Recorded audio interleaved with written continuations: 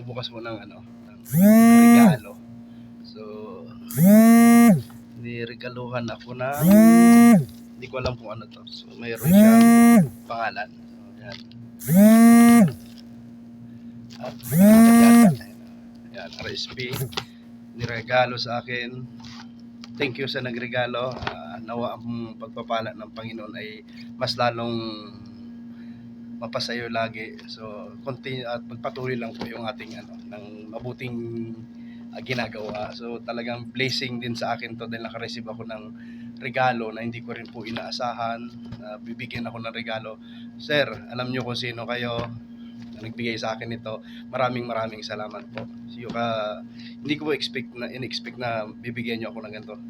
Hindi ko nasasabihin ang pangalan nyo, pero alam nyo sa sarili nyo kung sino kayo. Maraming salamat, sir, sa regalo nito. Ngayon po, bubuksan ko kung ano to. So, hindi ko rin siya, titignan ko lang. Papakita ko sa inyo kung ano to.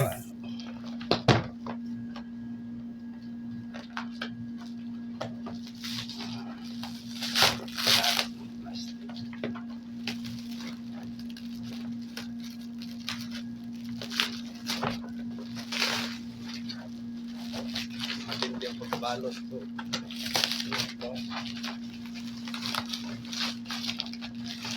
Yan. Ano ito?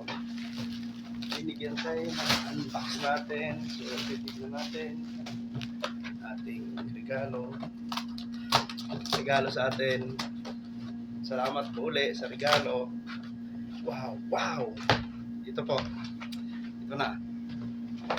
Ito po yung niregalo sa akin.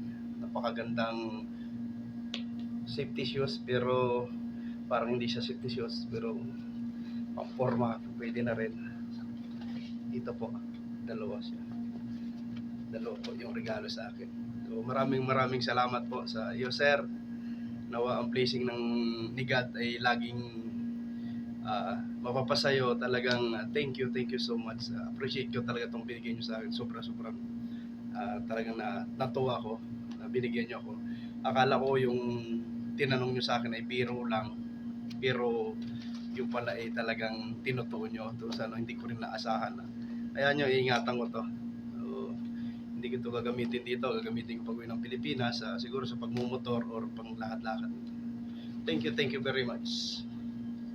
Yun po yung mga sombrero na yan. Maraming salamat din po sa nagbigay sa akin. Yan po kaunti lang rin po yung pinili ko dyan. Siguro mga 5 piraso lang po. Lahat po yung sombrero na nakikita nyo, regalo lang rin po sa akin. Maraming salamat din po sa mga nagbigay ng sombrero na yan. So, yan po, kinikip ko po yan. Iniingatan ko yung mga binibigay nyo sa akin. Hindi ko yan, yan ay iniingatan ko. Hindi ko siya pinamimigay din. Kasi lahat ng nagbibigay sa akin, ipinapahalagaan ko po.